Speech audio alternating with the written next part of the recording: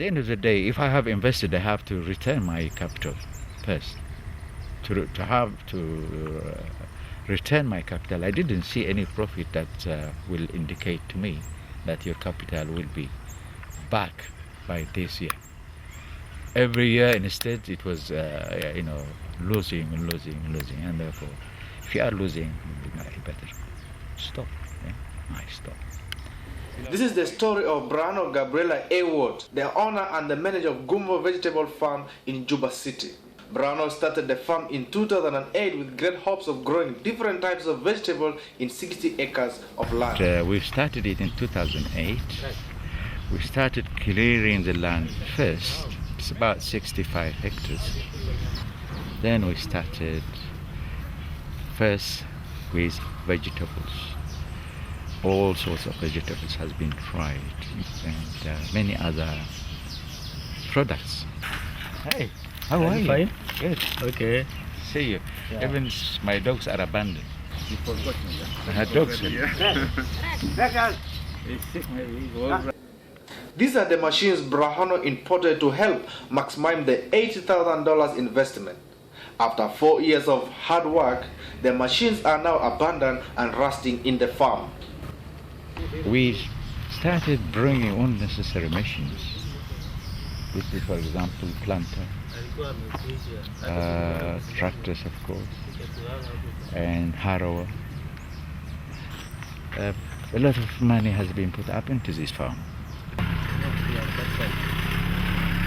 What really frustrated Brahano from the farm project is that everything was against him. The pest and the labor was too expensive for him. The pests are great here, highly infested, and therefore pesticide to apply was very expensive. And plus you don't get it in this country. You have to go to Kenya to bring it, and how expensive eventually it was been for me. Everything was against this. The flood, the Ugandan product was much cheaper than mine, and my cost of production was very high comparing. And therefore, when I go to the market, it becomes less than what I have produced it by. And labor is also one of the factors that is expensive here. Either you have to import people who live here, and then you pay them well, and food and accommodation. All this makes it more expensive.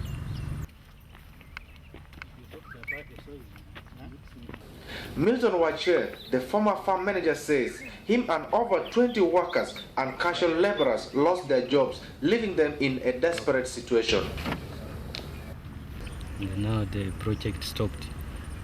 Since it stopped, now I'm not getting the salary which I was being given by that time. So that is the effect I have. Before we are having like 20 people permanent, plus other casuals from the villages. Yeah.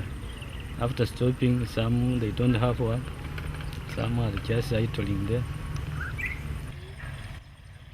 Brahano said another factor that really discouraged him is the issue of land ownership.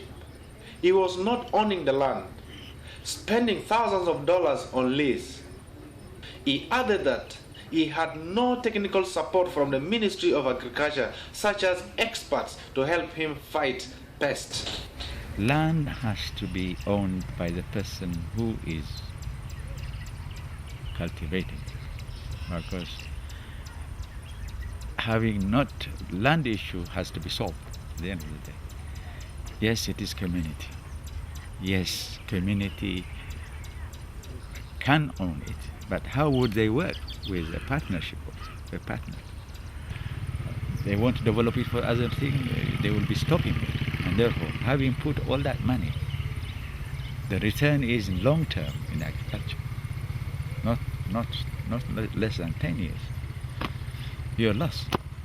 Even for the subsistence, I think some support has to be given.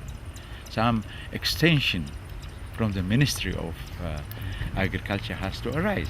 Some educated people, agriculturalists, who would really train the local population to how to grow anything, whatever difficulties they may face, also them to help them to solve it. And that way people will be encouraged. They are the ones who... Milton and Brahana plead to the government to support domestic and commercial farming in the country by giving the farmers loans or spending more government revenue in the agricultural sector. What I tell to the government, they should promote farmers, because most of the farmers, they need loan even if the government is not providing. They need machine, no machine for agriculture sectors to help the farmers. So the farmers will not grow. Therefore, I believe agriculture has to be number one. Anything money earned in South Sudan, if it is put into agriculture, definitely it will be at the basket of the regime. As conflict continues in the country and farming has been disrupted, where will the people of South Sudan get food in the next coming month? There will be a great risk of losing life due to starvation in the country. For the Niles, I am Simon Bingo.